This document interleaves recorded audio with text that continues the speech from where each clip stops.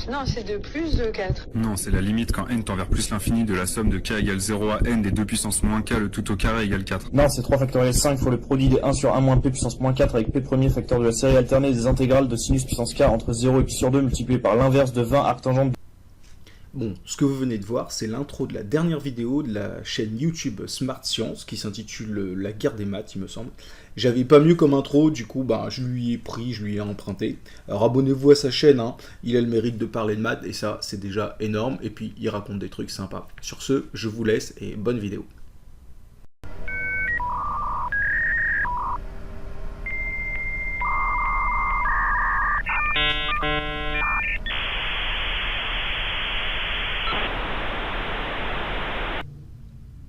Et salut tout le monde, ça fait vraiment longtemps que j'ai pas posté de vidéo, et en plus pour une fois, on va faire des maths plutôt que du code, car au final mon métier, c'est prof de maths. Alors je vous fais un topo de pourquoi cette vidéo par rapport à la petite intro que vous avez vue au départ. Tout commence avec Nabila. Nabila, vous savez, c'est la fille qui s'est fait connaître avec la phrase célèbre « Allô, quoi, t'es une fille, t'as pas de shampoing, mais allô, quoi, c'est comme si t'étais une fille, t'avais pas de cheveux. » Enfin bon, je connais pas trop exactement la phrase. Et bien, apparemment, en fait, elle récidive régulièrement sur les réseaux sociaux, et une fois, elle aurait dit un truc du genre « Ah, 2 x 2, 4, mais non, c'est 2 plus 2, 4. » Alors en fait, les deux sont vrais, hein. Mais à partir de là, alors je vous la fais courte, mais en gros, il a commencé une guerre entre deux puceaux youtubeurs nommés Axel Arnaud à ma droite et Médématique à ma gauche. Alors attention, puceau, pour moi, là, c'est absolument pas une insulte ici, hein, parce que ce sont eux-mêmes qui se déclarent puceaux, et en fait, la guerre, c'était de savoir qui était le plus gros puceau des deux. Alors pour ça, le but était d'écrire la plus grosse putain, excusez-moi pour le vocabulaire, de formule de maths totalement useless et imbitable, dont le résultat vaut 4. Avec des séries, des calculs de dimensions, des résultats de probabilité, de géométrie différentielle et autres sujets juste infects.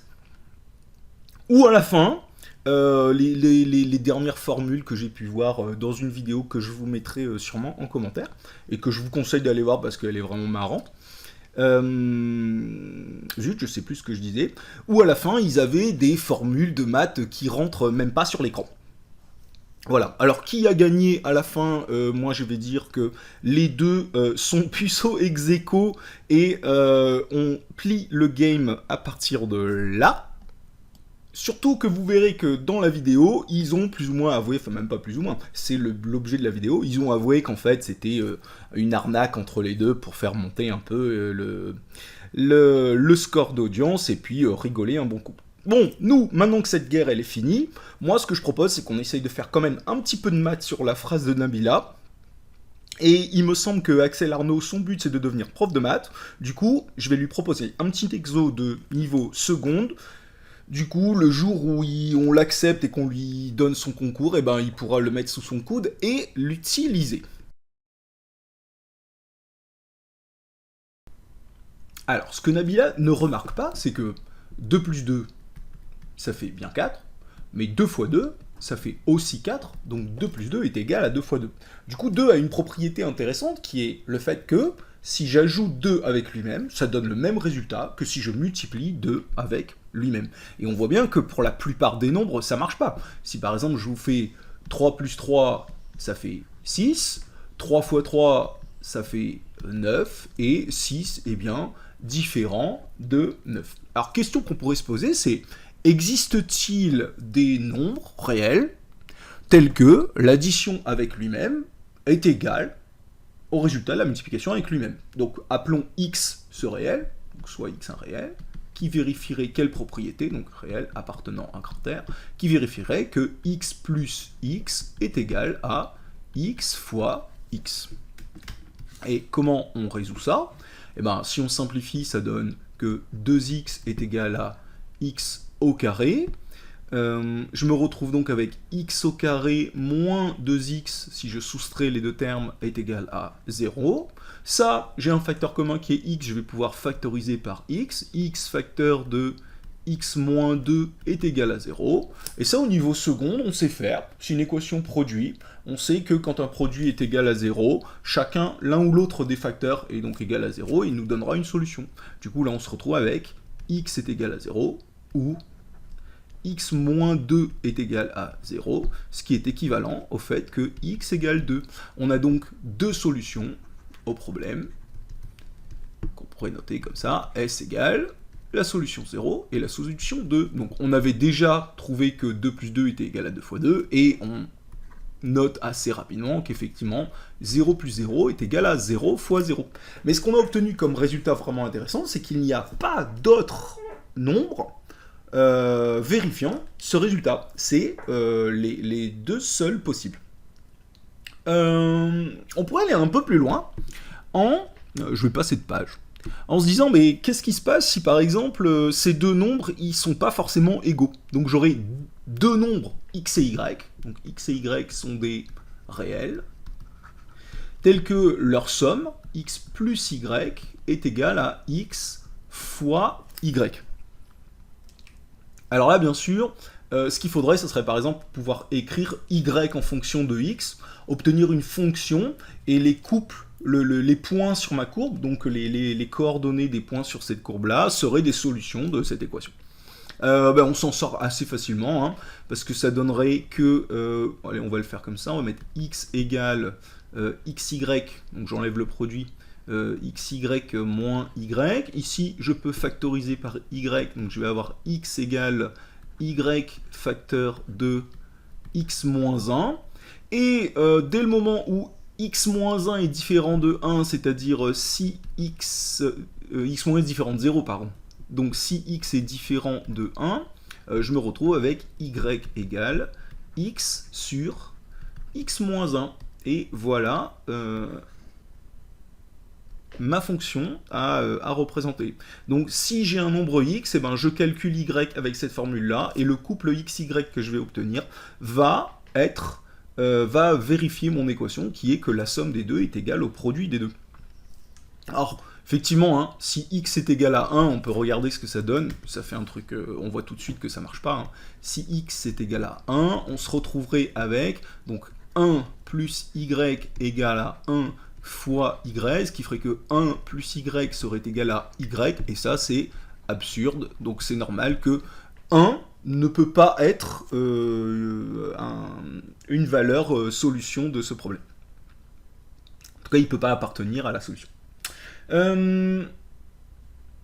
Allons sur GeoGebra, et on va dessiner notre fonction, vous allez voir, ça va être cool.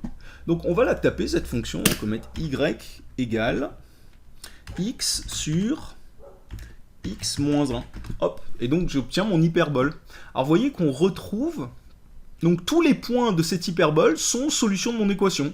Donc si par exemple je prends 4 là, 4 et puis son image qu'il faudrait aller calculer, bah, ce couple 4 et son image sont faits de sorte que si j'additionne 4 avec son image, et ben, c'est égal au produit de 4 et de cette même image. Ce que je voulais vous faire remarquer, c'est que on retrouve, prendre le point, on retrouve la solution 0, 0, on retrouve la solution 2, 2, et en fait, on voit bien en traçant la droite d'équation y égale x, donc ma première bisectrice, qu'il n'y a pas d'autre solution où x est égal à y, c'est-à-dire qu'on retrouve le résultat de tout à l'heure. Il n'y a que le couple 0, 0 et le couple 2, 2 qui sont solutions de mon problème.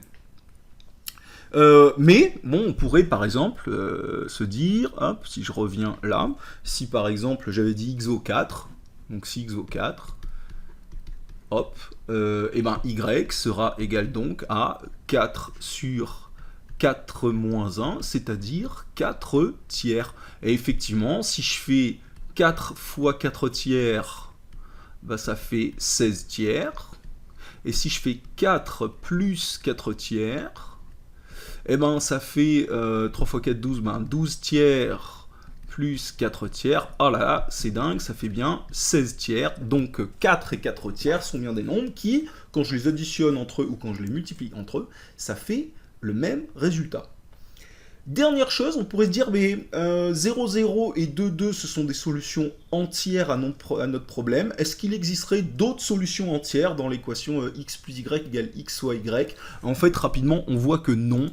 Pourquoi? Parce que si y et x sont solutions de mon problème, donc y serait égal à x sur x-1, et il faudrait donc que, si x et x-1 sont des entiers, il faudrait que y appartienne à grand N, ou grand Z, c'est pas le problème, soit entier, et donc ça voudrait dire que x-1 divise x, et ça c'est impossible. C'est impossible, sauf si x égale 2. Sauf si x égale 2, et à ce moment-là, x-1 égale 1, et il divise tout le monde. Mais à partir du moment où x est plus grand que 2, en gros, x-1 sera beaucoup trop gros pour pouvoir diviser 2. Écoutez, ben voilà, je trouve qu'on a fait des maths sur ce petit sujet, un peu plus intéressantes que sortir des grosses formules bien dégueulasses à la Excel et à la Médématique. Bon, ceci dit, je suis abonné à leurs 2 chaînes YouTube, donc vous pouvez y aller, abonnez-vous, ils racontent des trucs plutôt rigolos tous les deux. Sauf si, bon, ils pourraient aller tous les deux se coiffer, peut-être, éventuellement. Allez, petite blague pour eux. S'ils voient cette vidéo, eh ben, je leur fais un coucou et je regarderai la suite de leurs aventures sur YouTube. Sur ce, je ferme cette vidéo, c'est fini pour moi. À la prochaine, bye.